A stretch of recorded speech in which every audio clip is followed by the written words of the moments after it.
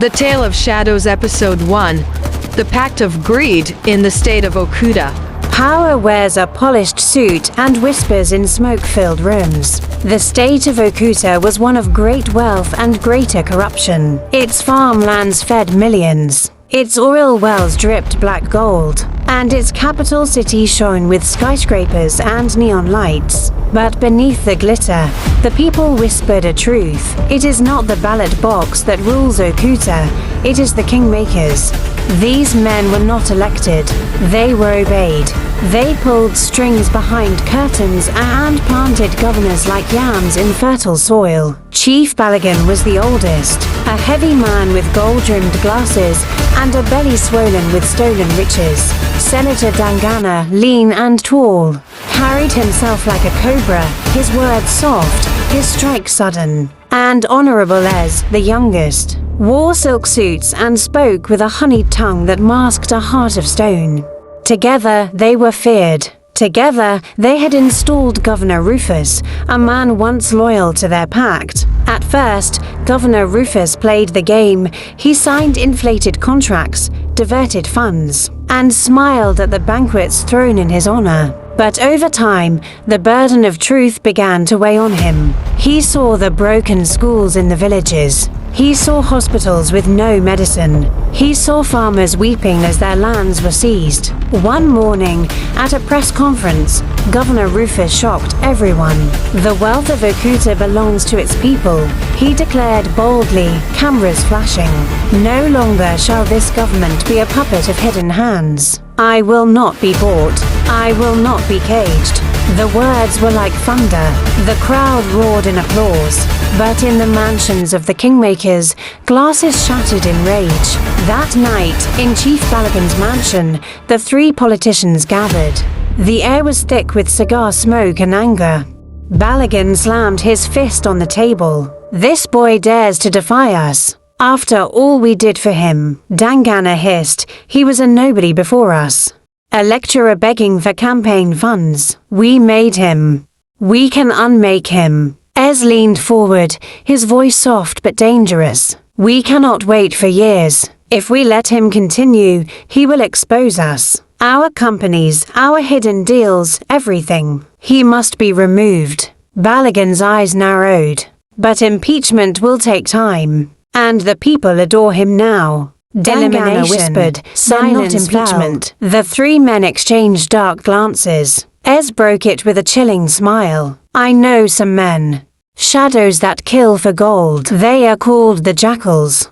A week later, in a deserted warehouse at the edge of the city, the Kingmakers met the assassins. The leader, Moloch, stepped forward, tall, scar-faced, his eyes burning with cold fire. Behind him, 5 men stood silent, armed with fully loaded AK-47 and sniper's rifles. Balogun studied him nervously. Can you do it? Moloch's lips curled into a thin smile. We've toppled generals. A governor is nothing. Dangana personal aide slid a briefcase across the table. Inside lay bundles of crisp foreign currency. Half now, half when the job is done. Moloch touched the money, then looked up. By the next full moon, your governor will draw his last breath. Whispers in the market. As the deal was struck, rumors rippled through Okuta. In the crowded markets, old women shook their heads. The politicians are restless. The air smells of blood. At the motor parks, drivers muttered, when lions fight for the throne, it is the grass that suffers. But no one dared speak openly. Everyone knew the Kingmaker's reach was long. 2 weeks later, the plan was in motion. It was a Thursday evening when Governor Rufus left the State House to attend a community event. His convoy of black SUVs rolled through the city. On a rooftop nearby, Moloch and his jackals crouched, rifles ready. Target in sight, one whispered. Moloch raised his hand. On my mark. Suddenly, the street erupted in gunfire. Bullets shattered windscreens. Sparks flew as metal clashed with lead. Guards scrambled, shouting orders. Inside the armored SUV, Governor Rufus ducked low, shielded by reinforced glass. His aide screamed, "They're trying to kill you, sir." Outside, chaos reigned. Civilians fled, shops closed, sirens wailed. The Jackals fought like wolves, but reinforcements arrived faster than they expected. The police had been tipped off by an anonymous informant. Moloch cursed, "Fall back." "I am low on bullets," I said, "fall back." "Reinforcement has arrived," I said, "fall back." But escape was impossible. One by one, his men were overpowered, beaten, and dragged into trucks by the gallant soldiers and police. By dawn, the Jackals were in chains, paraded before cameras like captured beasts. In their cells, the Jackals waited. Moloch reassured them, "Do not fear. Our masters will save us. We are their loyal dogs." But at the trial, their hopes shattered. The High Court of Okuta was overflowing. Citizens crammed into the gallery. Journalists scribbled furiously, and cameras flashed like lightning. At the front sat the three Kingmakers, Chief Balogun, Senator Dangana, and Honorable Ez, all wearing colorful outfits, their faces painted with false dignity. "These men are traitors," Honorable Ez declared. "They tried to murder our governor. They must pay the ultimate price." On the other side stood the Jackals, shackled, their once feared presence reduced to prisoners in black uniforms. Moloch, their leader, stood tall despite his chains. His scarred face betrayed no fear.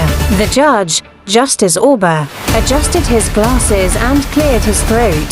"These men stand accused of attempting to assassinate His Excellency, Governor Rufus. How do you plead?" Moloch raised his head. His voice ran across the hall. "We plead guilty, not to murder, but to betrayal. We were sent by men who sit among you."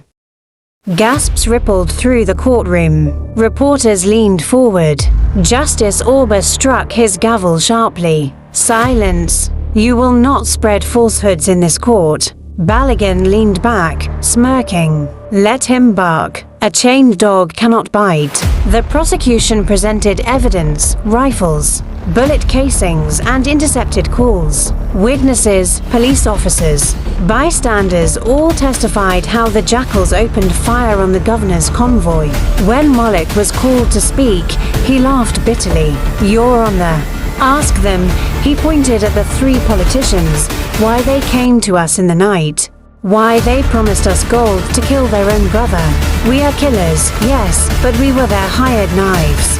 The courtroom erupted. Reporters shouted questions, the gallery buzzed. Justice Orba roared, "Enough. Without evidence, your words are dust."